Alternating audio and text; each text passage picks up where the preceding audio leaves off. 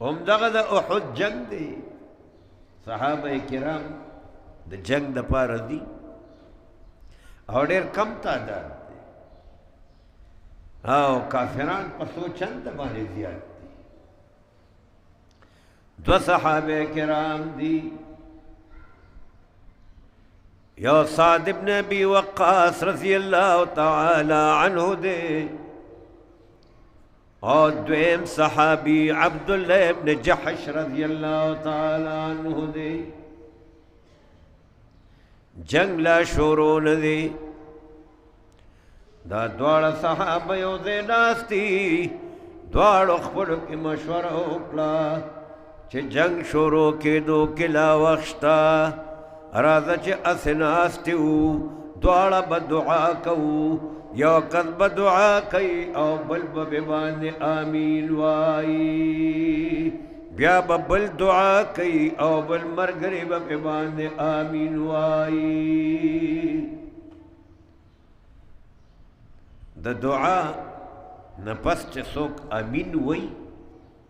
د دې مطلب دا وي چې الله دا زما دعا قبوله نو عام طور باندې ګوره یو کس دعا کوي بل په امین وي یا ډېر خلک ناست دي بطور مثال زه اوس یو دعا کوم او تاسو په هغې باندې امین وایئ نو اگر چې د دعا الفاظ زما په خولې راځي او دعا غواړم زه خو دا تا چې تاسو چې امین وایئ نو تاسو هم د دعا کولو والا سره ملګري یې داسې ده لکه چې زم دعا کوم او تاسو هم دعا کوئ او قرآن پاک کې دا راغلي دي یو موقع باندې جناب موسی علیہ السلام دعا کوي موسی علیہ السلام دعا کوي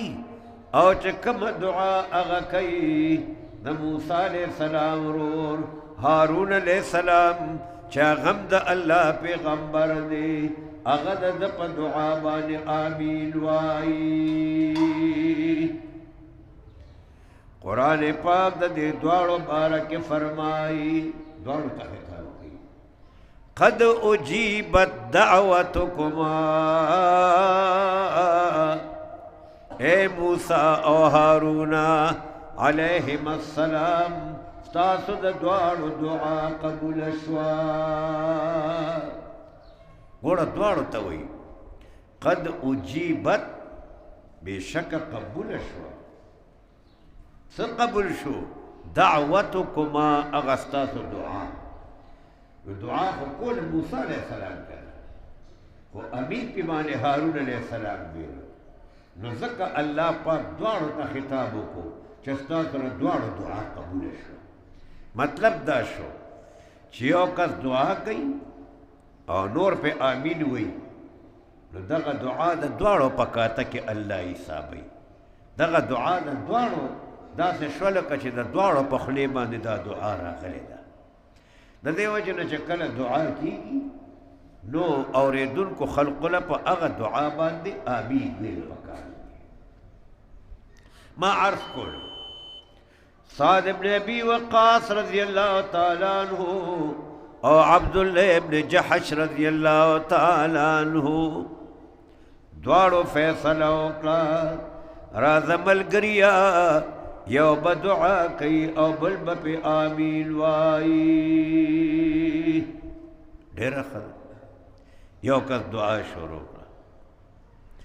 اے زما خدایا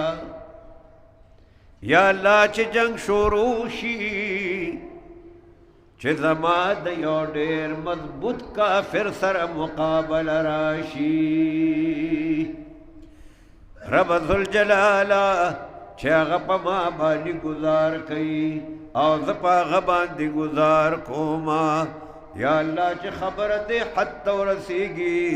چې زه په خپله توره باندې د هغه کافر سر قلم کمه زه غازي شما یو کس دا دعا کوي هغه بل به باندې امین وي دا امین ویلو والا چې کله د دعا نمبر راغی دا هغه جدا دعا ده دا عربی و مصر دا وللناس فیما یاشقون مذاہبو دا ہر چا دا مینی او دا عشق و محبت جدا جدا طریقہ دا دا یو طریقہ دا دا چیزا دا کافر سر دا جنگ پا میدان کی مقابلہ و کما او کافر زما دلا سقتل شي دا عشق و محبت دا اغا دے سر دے دا بل مرگر دعا کئی یا اللہ چے سبا زما پا جنگ کے زما دیو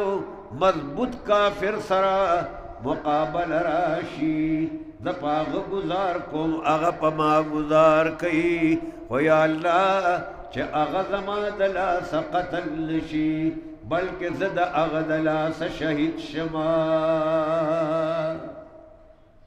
چے زد اغا دلا سشہید شما یعنی دا یو خواہش دادی چے زد کافر پا جنگ کے قتل کم چے زد غازی شم دا بل خواہش دادی چے زد دا کافر دلا سا قتل شم چے ماتا دا شہادت درجہ و دا شہادت مرتبہ ملوش